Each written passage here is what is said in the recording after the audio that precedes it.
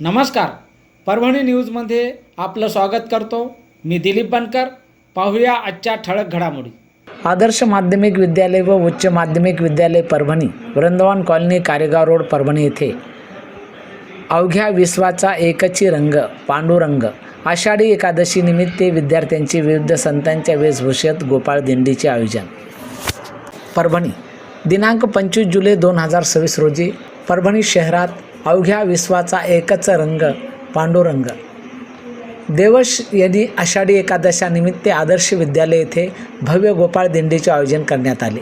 उघडा महादेव, वृंदावन कॉलनी आदी परिसरात विविध संतांच्या वेशभूषेत विद्यार्थ्यांनी विठ्ठल नामाचा गजर करत प्रबोधनात्मक संदेश देऊन परिसर दुमदुमून गेला.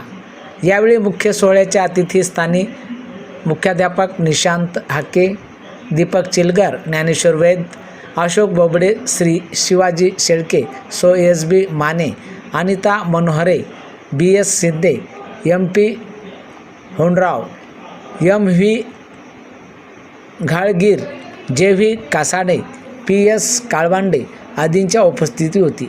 यावेळी विद्यार्थ्यांनी अलग अलग पांडुरंगाचा वेश धारण करून विठ्ठल रुक्माईच्या वेश धारण करून रॅलीमध्ये सहभाग घेत फुगड्याही खेळल्या.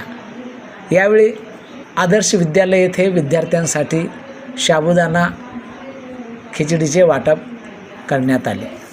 आषाढी एकादशी आहे, पंढरपूरची यात्रा. त्यानिमित्तानं आमची शाळा आदर्श विद्यालय आणि शिवशंभू विद्यालय या दोन्ही शाळेतर्फे आज आमच्या शाळेतील मुलांची ही दिंडी आज आम्ही आमच्या शाळेपासून ते उघडा महादेव परिसरामध्ये घेऊन आलेलो आहोत. तरी या ठिकाणी आमच्या शाळेतील सर तसेच हॉस्टेलचे सर आणि मॅडम यांनी अभंग गाऊन विठ्ठलाचे महती इथं गायलेली आहे.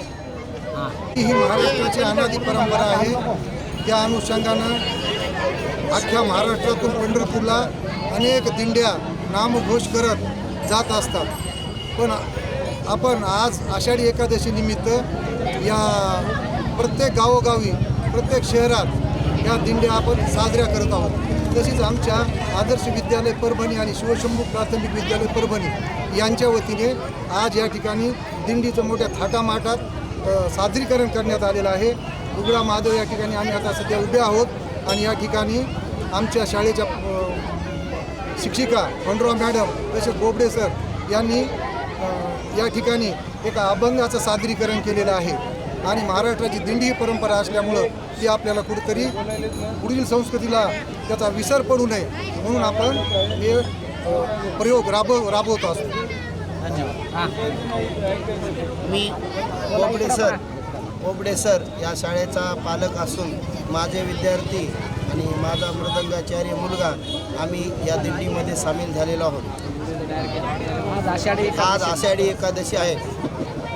भक्तासाठी सदैव 28 युगापासून कमरेवर उभा असणारा पांडुरंग याच्यासाठी सर्व अथांग महासागर हा पंढरपुराकडे लोटत आहे. पंढरपुराकडे सगळ्यांना जाणे शक्य नाही. त्यामुळे त्यांची प्रतिकृती म्हणून आम्ही इथेच दिंडी काढून देवाचं नामस्मरण करत आहोत. सुरू केलेली दिंडीची परंपरा आज संपूर्ण महाराष्ट्र वेगवेगळ्या पद्धतीने गावगाड्यापासून खेडोपाड्यापासून ते पंढरपूरपर्यंत असा भक्तीचा महासागर लोटलेला आपण पाहत आहोत. त्या निमित्तानेच आपल्या महाराष्ट्राची परंपरा जोपासत असताना तो विद्यार्थ्यांमध्ये पण तो चांगल्या प्रकारे एक संदेश जावा, विद्यार्थ्यांमध्ये बी भक्तिभावाची विठ्ठलाची भक्ती मनामध्ये रुजावी.